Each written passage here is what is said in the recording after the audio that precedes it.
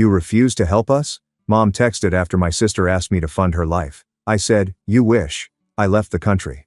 Now, they are facing eviction. I was sitting in my cubicle halfway through a turkey sandwich when my phone buzzed with Kayla's message. Hey sis, big news. I'm finally doing it. I'm quitting the salon tomorrow. Derek and I talked about it, and we decided I need time to find myself, figure out what I really want to do with my life. You'll take care of us while I figure things out, right? I know you've got that great job and no kids or anything. So it just makes sense. We can move in next weekend. Each time my blood pressure rose slightly. My sister Kayla was 31 years old, 2 years younger than me. She had been working as a receptionist at a hair salon for 7 years, earning decent money from tips. Derek, her partner, was 34 and worked intermittently as a freelance graphic designer, which largely involved playing video games and occasionally updating someone's logo. They'd been together for 5 years, living in a tiny apartment that his parents had partially funded. I set down my sandwich. My hands were shaking. The audacity was nearly astounding. Almost. I typed back. That's not on me. 3 little dots appeared, then disappeared and reappeared. What do you mean by, we are family?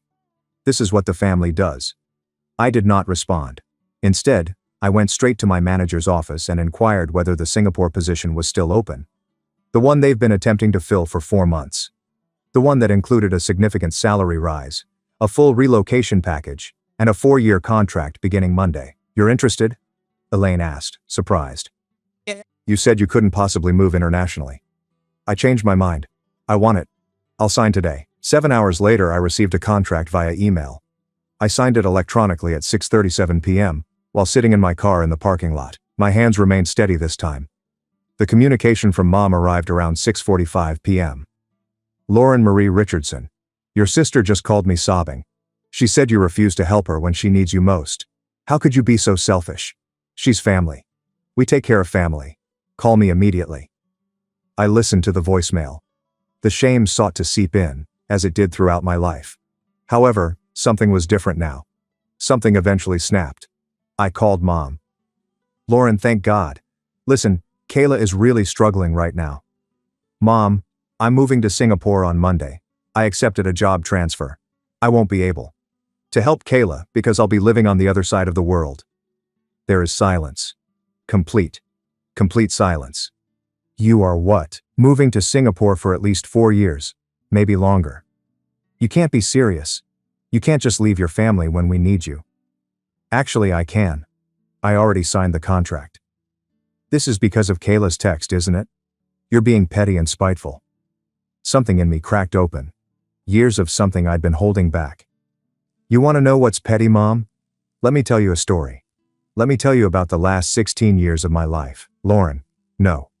You're going to listen. When my dad passed away, I was 18. Heart attack. Abrupt and brutal. He was the dad that saw me, attended my track meetings, and assisted me with my calculus homework. Mom had always been closer to her baby girl, Kayla, who required more attention, support, and everything. I was getting ready for school that morning when it happened. Dad had been having coffee at the kitchen table and reading the newspaper, like he did every morning. He grinned at me and asked if I was prepared for my history presentation. I had said yes. He told me how pleased he was of me. 25 minutes later, Mom screamed from their bedroom. The funeral was crowded with guests. Dad had a good reputation at his engineering firm and was engaged in our community. Everyone told anecdotes about his kindness, humor, and generosity. I stood there in a black outfit borrowed from my friend Chloe, shaking hands and accepting condolences from others despite feeling absolutely numb. Kayla couldn't even complete the service. She had a panic attack halfway through, so Mom had to pull her out.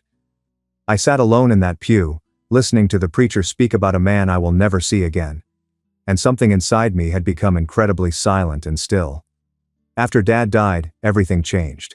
I was beginning my senior year. Kayla was 16 years old when she fell utterly apart. I realized that grieving is different for everyone. But whereas Kayla received therapy, extended absences from school, and Mom's continuous supervision, I received expectations. You're so strong, Lauren. You're handling this so well. I need you to be strong for your sister. I didn't get to fall apart. I needed to maintain my marks because I had already applied for scholarships. I had to enroll in college since we couldn't afford it otherwise.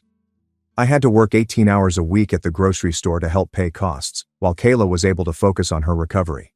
I received a full ride at UCLA. Mom cried, but these weren't happy tears. It's so far away. How can you leave us right now? Kayla still needs you. I need you. Kayla had thrown a fuss after I showed her my admission letter. Actually threw things across the room.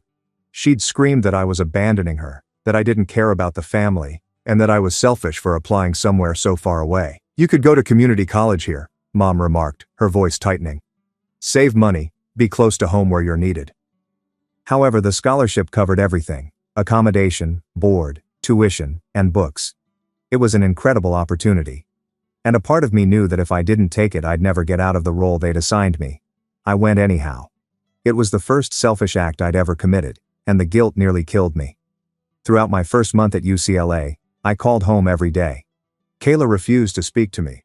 Mom would get on the phone and sigh loudly, telling me how Kayla had wept all through supper, shut herself in her room for hours, and wasn't eating properly. She misses you so much, Mom'd say. The connotation was plain. This is your fault. I offered to come home on weekends. Mom said it would just make it tougher for me to leave again. I offered to video chat with Kayla. She had declined. I had sent care packages, long notes, and hilarious cards. They went unanswered. By October, I was suffering panic attacks in my dorm room, thinking that I had made a huge mistake. My roommate, Jenna from Portland, finally sat me down. Your family is manipulating you, she had stated simply. Can't you see that they want you to feel so guilty that you'll drop out and come home? I was arguing against them. Of course, they were not trying to manipulate me. They were just grieving and struggling. But Jenna's comments had sown a seed. During college, I worked 2 jobs and maintained a 3.9 GPA. I called home 3 times each week. I returned for every holiday, paying for flights that I couldn't afford. Kayla attended 2 semesters of community college before dropping out to pursue her passion. Mom was supportive with this decision. When I graduated and obtained my first professional job, I began sending money home. Not because anybody asked, but because Mom casually said the large energy bill this month, Kayla required new tires, or the home needed to be repaired. Every time, I would wire money. Every time, I'd eat ramen for dinner to make up the difference in my budget. My beginning pay was $58,000 per year, which seemed like a lot after being a broke college student. But after taxes, rent, student loans for the small amount not covered by scholarships, and a steady trickle of money back home, I was barely getting by. I recall one particularly horrible month when I contributed $700 to cover Kayla's auto insurance after she had let it lapse. That same week, my own automobile broke down. I required $450 in repairs. I did not have it. I had to borrow money from Jenna, who was now working in Seattle but remained my best friend. This is insane, she informed me on the phone. You're going into debt to fund your sister's irresponsibility. It's just temporary, I'd said, until she gets back on her feet. Lauren, she's never going to get back on her feet if you keep catching her every time she falls. I paid Jenna back over 5 months, $60 per month. Kayla moved away at the age of 24 to live with Zach, her first serious boyfriend. That lasted 9 months until he kicked her out for cheating on him. She returned home. Mom contacted me crying about Kayla's heartbreak and her need for assistance. The call had arrived at 1:50 a.m. I had fallen asleep, weary following a 13-hour workday. Mom was practically frantic. She won't stop crying. She won't eat. Lauren, I'm really worried about her. Can you come home this weekend? She needs to see you. She needs to know that her family is here for her. I'd taken a personal day on Friday, driven 5 hours home, and spent the weekend listening to Kayla cry about Zach, how he never respected her, and how all guys were trash. She scarcely acknowledged my presence, save to accept my condolences. Sunday night, as I was leaving, she requested if I could leave her some money for petrol and food. I had given her $140. It was every dollar in my wallet, money I'd set aside for groceries that week. I sent $1,400 to cover Kayla's credit card debt from our relationship. Then came Derek. Initially, he appeared strange. He had a job and his own apartment. Kayla moved in with him 4 months later. Mom was thrilled. See? She's finally getting her life together. I'm so relieved. You must be too, I said it honestly. I hoped Kayla had discovered happiness. However, with time, the calls resumed. Could I help Kayla with her car payment only once? Could I lend them money for rent? Can I cover their pet deposit if they get a dog? Each request was met with assurances that it was the last time, and that they were getting back on schedule. I answered yes every time. Last Christmas I spent $900 on gifts for Kayla, Derek, and my mother. I'd flown home for 4 days and spent an additional $720 on plane tickets. Kayla gave me an $18 candle from Target. Mom gave me a framed photo of Kayla and me from our childhood, which I assumed had been in the attic for years. The candle still had a price sticker on the bottom. I discovered it later as I unpacked, tucked away in my suitcase. Holiday cheer-scented clearance rack. I'd been sitting on my bed in my empty apartment, holding that foolish candle, when something inside me shattered. Not broken, just cracked like a windshield before shattering fully. Kayla mentioned wanting a professional cosmetics kit, so I purchased her one for $380. I had gotten Derek a high-end gaming headset for $220. Mom got a spa day package for $280. I'd spent hours selecting thoughtful gifts to demonstrate my attention to detail. I cared. I felt grateful to be a part of the family. A discount candle. Kayla said on Christmas Eve that she was considering returning to school to pursue massage therapy. The program would cost $900,000. She stared at me hopefully. The entire family had gathered in the living room. Mom, Kayla, Derek, Aunt Megan, Uncle Daniel, and a few cousins. Kayla had announced it as if it were fantastic news, but her gaze was fixed on me the entire time. "That's great," I said. "How are you going to pay for it?" The room had become quiet. Kayla's smile had faded. "Well, I was hoping. I mean, you've always been so good about helping me invest in my future." Invest. As if the money I'd given her over the years was some kind of mutual fund that paid dividends. I said, "I'll think about it," and then changed the subject. Mom later pulled me aside. "You're in a better position to help. You don't have children, you make a solid living, and Kayla is making a concerted effort to change her life." I agreed to explore it. I never did. Kayla never brought it up again, which showed me how serious she was. But here's what I found out months later, from a cousin who felt awful for keeping quiet. Kayla had already been admitted to the program. She had been telling everyone for weeks that I was paying for it. She boasted about her kind older sister who had funded her job transition. When the tuition deadline passed and I hadn't given money, she told everyone I'd backed out at the last minute, that I'd committed to contribute but then changed my mind, that I'd disappointed her. I had been cast as the villain in a story I had no idea I was involved in. 5 months ago, Kayla texted me and asked if I could co-sign a loan for a new car. Hers was old, but still functional. She preferred something nicer. I had said no for the first time in my life. Kayla did not speak with me for 3 weeks.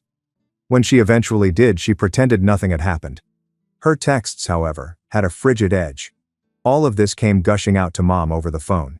16 years of being the responsible one, the strong one, the one who made sacrifices to ensure everyone else's comfort. "I have given everything to this family," I explained, my voice oddly calm. "I put myself through college. I worked myself to exhaustion. I sent money I didn't have.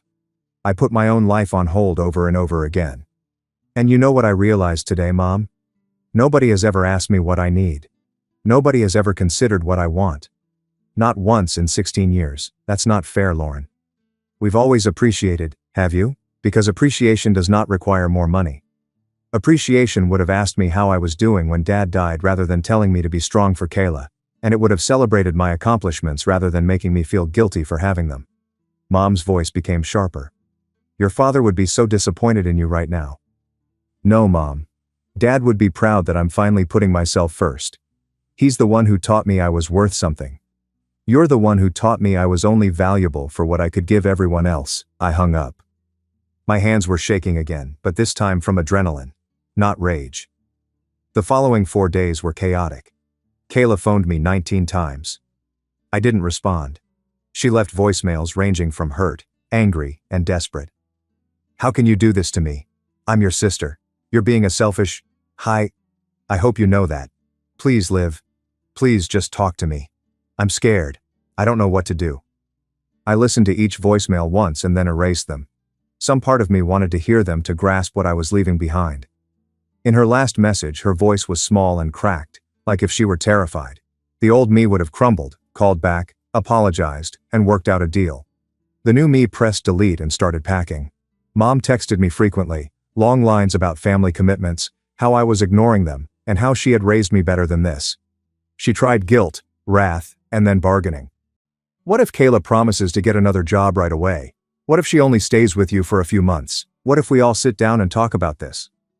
In addition to Mom's messages, there were texts from Kayla's pals, individuals I hardly knew. Kayla appears to have gathered her troops, informing them that her callous sister was abandoning her in her time of need. How can you do this to Kayla? She's always talked about how close you two are. Family is supposed to be there for each other. This is really messed up. I hope you can live with yourself. I disconnected all the phones I didn't recognize. Then I blocked some of them. My own pals had a different story. Molly, whom I'd known since college, sent me a single SMS. "Finally, I'm so proud of you. Let me know if you need help packing."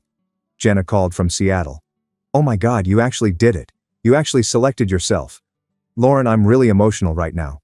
This is the best thing you've ever done." My co-worker Felicia, whom I'd had a few drinks with, responded. "Heard about Singapore. That's incredible. Let me know if you need any advice. My brother lived there for 4 years." The contrast was startling. People that genuinely cared for me were enthusiastic and supportive. People who regarded me as a resource became enraged and attacked. Friday afternoon, I received a Facebook message from Zach, Kayla's ex-boyfriend from years ago. "Hey, I heard about what's going on and just wanted to say good for you. Kayla told everyone I was the bad guy when we broke up, but the truth is, she was using me the entire time. She cheated on me, maxed out a credit card I mistakenly added her to, and then played the victim when I kicked her out. I'm sure she's doing the same thing to you now. You're wise to get out. Good luck in Singapore." I stared at that remark for a long time. Kayla had always portrayed herself as the victim in that relationship, the innocent girlfriend duped by her harsh lover. I trusted her because she was my sister. Family believes in family. How much of my beliefs about my family were true? How many stories had I believed without inquiry because it was simpler than confronting reality? I replied once, "I'm moving to Singapore on Monday. This is my final decision. I need space from both of you." I then silenced their phone numbers. Molly, my best friend, came over on Saturday to help me pack. She had known about my family's circumstances for years and had become increasingly vocal about how they treated me. "I'm so proud of you," she added, wrapping my plates in newspaper. "Do you know how many times I've watched them bleed you dry? How many times I've bitten my tongue while you made excuses for them? Why didn't you say something? Would you have listened?" She had the proper idea. I would not have. I'd fallen too deeply into the cycle, too conditioned to feel that being a good daughter and sister required sacrificing everything. Sunday morning, I received an email from Mom. The subject line said, "Please read important." The email was long. She certainly invested time in it.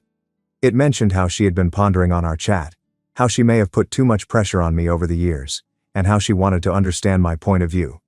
It was almost enough to make me pause, but then I reached the final paragraph. "That said, I really think you're making a huge mistake with this Singapore job. It's so far away. And what if something happens to Kayla or me? What if we need you? I think you should reconsider. There will be other job opportunities, but you only have one family. Please think about what's really important here. Love, Mom." I clicked the delete button. Monday morning has arrived. My apartment was empty, except for the few suitcases I was bringing with me. Everything else was stored. I would reside in corporate housing in Singapore until I secured my own place. As I was loading my car for the trip to the airport, my phone called with an unfamiliar number. Against my better judgment, I responded. "Lauren, it's Derek." I nearly hung up. "What do you want?" "Listen, I know things are messed up right now, but you have to understand how hard this is for Kayla. She's been crying for days. She really thought you'd help us out." "Did Kayla put you up to calling me?" "No, she's really upset, and I'm worried about her. We were counting on you."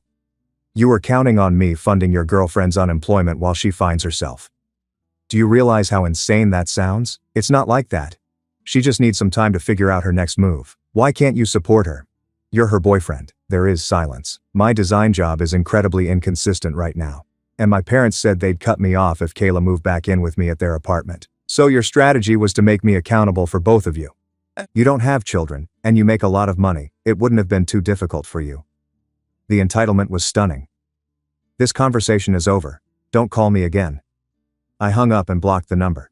The flight to Singapore took 18 hours, with a layover in Tokyo. I spent the majority of it sleeping in a deep, dreamless slumber I hadn't had in years. My body understood what my head was still digesting. I was finally free. Singapore felt overwhelming at first. the humidity, the people, and the tremendous diversity of languages and cultures. My corporate apartment was small but modern, with a view of Marina Bay. My new office looked sleek and professional, and my co-workers were welcoming. The first week was a whirlwind of orientation meetings, paperwork, and adjusting to the time difference. I'd wake up at 3:20 a.m., wide awake, with my body believing it was afternoon. I'd stumble to my apartment's little balcony and watch the city wake up, with lights flickering on in buildings across the harbor. Everything was different here. Food, weather, and pace of life. The MRT Singapore subway system was cleaner and more efficient than anything I'd encountered in California. People actually queued nicely rather than cramming into trains. The streets were pristine. There were rules for everything, and everybody obeyed them. I had expected to feel lonely. Instead, I felt lighter. My first project was a regional marketing analysis for teams in Singapore, Hong Kong, and Sydney. Lydia, my manager, was a bright woman in her 50s who had migrated to Singapore from Taiwan 16 years prior. During our first one-on-one, she gave me a careful look. "You seem relieved to be here," she'd observed. "Not excited, relieved. Are you running from something or toward something?" I hesitated before deciding to be honest. "Both, I believe." She nodded. "Good answer. Running away from something is fine as long as you're creating something better. Just make sure you don't spend so much time running that you forget to live." This was sound advice. For the first 2 weeks I kept my phone in airplane mode, except for checking business emails. I knew I was delaying the inevitable, but I needed the time to acclimate and settle into this new life without the constant weight of home weighing me down. When I eventually turned on my messaging applications, I had received 139 texts from Mom and 96 from Kayla. I did not read most of them. The preview text was sufficient. However, there was also a message from my Aunt Valerie, Dad's sister. We had always gotten along, but she resided in Oregon, so I only saw her every few years. "Hey Lauren, your mom called me upset about you moving to Singapore. I told her it sounded like an amazing opportunity and she should be proud. She didn't like that. Anyway, I wanted to say I'm happy for you. Your dad would be too. You're doing the right thing. Love you, kiddo." I wept when I read the message. These were the first actual tears I'd shed throughout this ordeal. Work was fantastic, challenging, stimulating, and precisely what I needed. My manager, Lydia, was amazing and supportive. My crew was talented and collaborative. I was learning new systems, contributing to large projects, and felt truly valued for the first time in my career. Around a month in, I stayed late to finish a presentation. Lydia approached my desk at 7:15 p.m. "You're still here? I'm just finishing up the Hong Kong analysis." She took up a chair. "Can I tell you something? When we hired you, I glanced at your resume and saw someone who was poorly underpaid and underpromoted for your skill level. You'd been with your previous business for 7 years with little advancement. That normally tells me one of two things. Either the employee is subpar or they're being taken advantage of. Your work informed me it wasn't the first option. I had no idea what to respond. I'm telling you this because I see you doing it again. Staying up late every night, volunteering for extra tasks, working through lunch. You're great at your job. You don't have to prove anything. I just want to make sure I'm contributing. You're contributing a lot during business hours. Go home, Lauren. Actually live in the place you relocated to. Otherwise, what was the point of coming here?" She was correct. I had been replacing one type of self-sacrifice with another. I made friends. Real people who didn't know my history and viewed me as Lauren, not the responsible sister or the ATM daughter. I visited hawker centers and sampled every type of food I could find. I visited gardens by the bay and Sentosa Island. I went on a weekend excursion to Bali. My cubicle mate, Evan from Australia, invited me to a board game night organized by his wife every Friday. That's where I met Renee, who worked in finance and had a dry, biting sense of humor that made me laugh so hard my stomach hurt. We bonded over our common experience with domineering mothers and became close friends. Renee introduced me to additional people. Her rock climbing group, her book club, and her husband's cricket team, which always needed people to come watch and drink beer. Suddenly, my calendar was filled of true social gatherings with people who had invited me because they enjoyed my company, not because they required something from me. I was honestly and pleasantly thrilled. 7 weeks into my new existence, I had finally unblocked Mom and Kayla.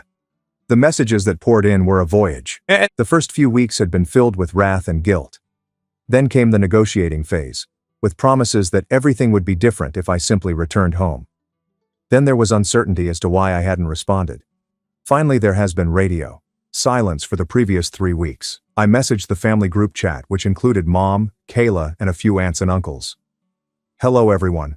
I wanted to let you know that I'm settled in Singapore and doing well. This has been an incredible opportunity, and I'm very happy with my decision. I need everyone to understand that I'm no longer available for financial support. I love you all, but I need to prioritize my own life now. I hope you can respect that. The responses were mixed. Aunt Valerie texted the heart emoji. Uncle Robert, Dad's brother, responded, "Good for you, kiddo." A couple of cousins texted, "Congratulations." Mom wrote, "I'm glad you're safe. I wish you'd answer when I call. We have a lot to talk about." Kayla did not comment at all. 4 months later, I received an email from Kayla. This is an actual email, not a text message. "Liv, I don't really know what to say. I've been really angry at you, but Molly told me some things that made me think. She said I've been taking advantage of you for years and didn't even realize it. I got defensive at first, but then I really thought about it, about all the times you helped me and how I never really appreciated it or even thanked you properly. I don't know if this matters now, but I got a job. Derek and I broke up because he wasn't willing to work harder, and I realized I was dating someone who wanted to coast on other people's money, just like I was doing. I'm not asking you to forgive me or come back. I just wanted you to know I'm trying to do better, and I apologize for how I treated you. You deserve better from me." I reread the email 5 times. It felt authentic in a way Kayla's communication rarely did. Raw and honest. I responded with the following: "Thanks for reaching out. I'm proud of you for taking those steps. I hope you keep it up. I'm not ready for regular communication yet, but I appreciate the apology. Take care of yourself." It was not reconciliation, but it was something. I slammed the door shut, leaving a little opening. Mom was harder. She called once a month, always around dinner time, which was early morning for her. The few times I responded, the talks were difficult. She struggled to ask about my life without delving into her own troubles or making me feel terrible for being away. After one especially painful call in which she spent 45 minutes complaining about how difficult it was to do things alone, I stated something I had been keeping back. "Mom, I love you, but you need to hear this. You made me responsible for holding this family together when I was 18 years old. You put adult burdens on me while letting Kayla stay a child. You taught me that my value came from what I could provide, not from who I was. That's why I left. I didn't leave to punish you. I left to save myself." She remained quiet for a long time. "I did the best I could after your father died. I know you did, but your best wasn't good for me.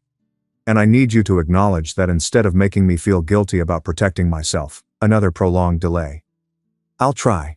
This is hard for me, Lauren. It's been hard for me for 16 years, Mom." We hung up shortly thereafter. She did not call back for 7 weeks. Year 2 in Singapore offered promotions and new experiences. I started dating Logan, a software developer from Chicago. We became friends because we were both American expats and enjoyed watching bad action movies.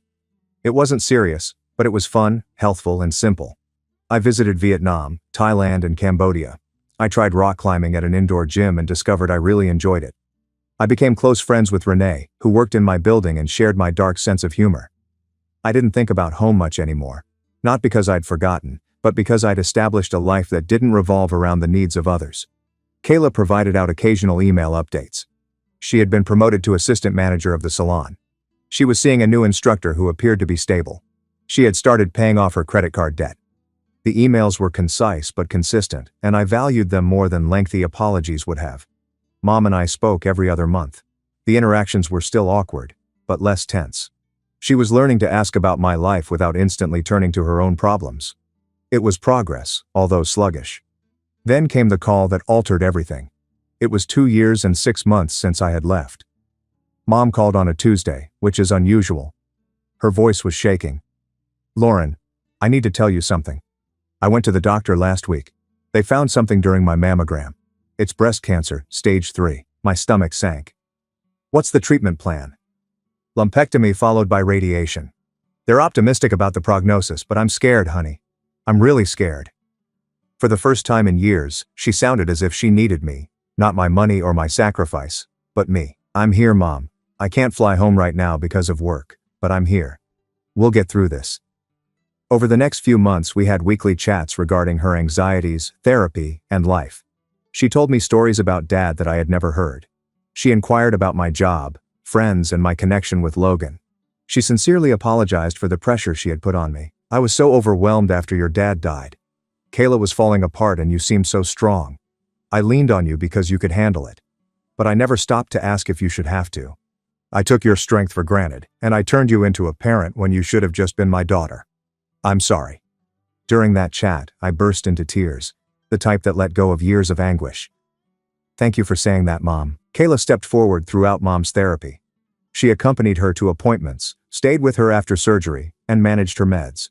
She emailed me updates and photographs. In one photo, she and her mother were making comical faces in the hospital, with Mom wearing a gown and Kayla sporting a ludicrous wig from the gift shop. Trying to keep spirits up, Kayla wrote. We miss you though. You're doing great, I replied. And I meant it.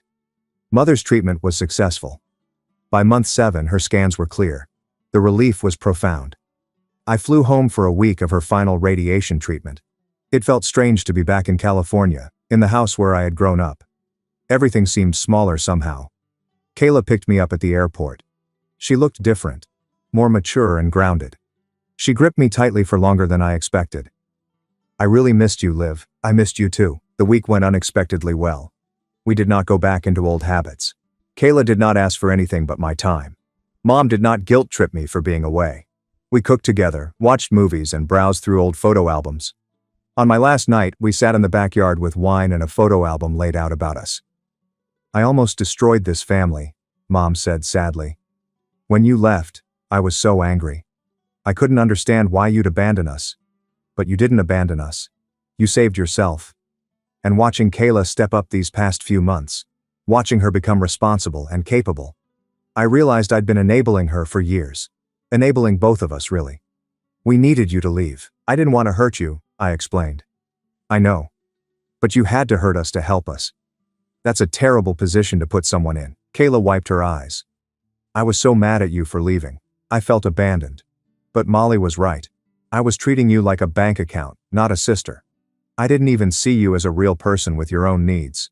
You were just there to help me. I'm ashamed of that now. You've grown up a lot. I told her I had to. You weren't there to catch me anymore. It was the most open discussion we'd ever had as a family. I traveled back to Singapore the following day. Logan picked me up at the airport. How was it? He inquired. Healing, I said. Actually healing. 4 years into my contract, my firm offered me a permanent position with a hefty pay increase. I signed without hesitation. Singapore was now home. Kayla returned 8 months later, paying her own way. She remained for a week, and we performed all of the tourist activities. She gazed at the gardens by the bay, ate her way through Chinatown, and shot approximately 1,000 photographs. I get why you stayed, she said on her last night. This place is amazing, and you're different here. Lighter. I'm the person I was supposed to be, I told myself. I like this version of you. I'm sorry it took losing you to find her. You didn't lose me. We just needed distance to find a better way to be sisters. We hugged at the airport, and this time, saying goodbye did not feel like the end. It seemed like a new chapter. Mom never came to visit. International travel was difficult for her, and I understood. However, we video called once a month and the chats were enjoyable and genuine. She informed me about her book group and garden. I informed her about work promotions and weekend getaways. We were creating something new from the ruins of what had broken. 5 years after my departure, I was appointed to regional director. At 36, I was managing teams in 4 countries and earning more money than I had ever anticipated. I had friends who felt like family. I led a life wholly on my own terms. Sometimes I thought about Kayla's text, the one that altered everything. The entitled presumption that I would unquestionably give my life for hers. The expectation had been so embedded in our family dynamic that she had not considered the possibility of me saying no. I had no regrets about what I had done. Not for 1 second. Setting that boundary, making that choice, and signing that contract had been the most difficult and rewarding decision of my life. My relatives had labeled me selfish. They accused me of abandoning them during their time of need. But I hadn't abandoned anybody. I had finally stopped abandoning myself. The truth was that you couldn't save people who wouldn't help themselves. You cannot give up your own growth for the sake of another's. Sometimes the most compassionate thing you can do is to step back and let people deal with the repercussions of their decisions. Kayla needs to learn responsibility. Mom needs to understand that loving is not the same as enabling. And I needed to understand that I, too, mattered. that my aspirations and happiness were just as vital as anyone else's. The boundaries I established were not walls. They were bridges to healthy relationships, even if it meant letting everything fall apart first. Last month, Kayla sent me a picture. She stood in front of her own salon, keys in hand. She had saved for 4 years and purchased it outright. "Did it myself," she wrote. "No one's money but mine. Wish you were here to celebrate." I said, "I'm so proud of you."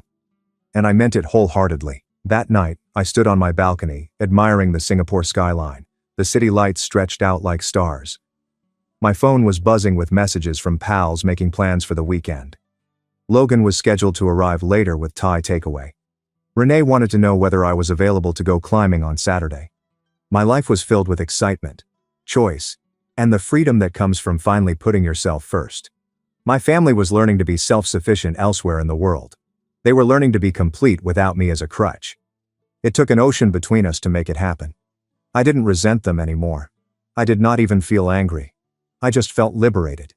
That independence I'd discovered was completely worth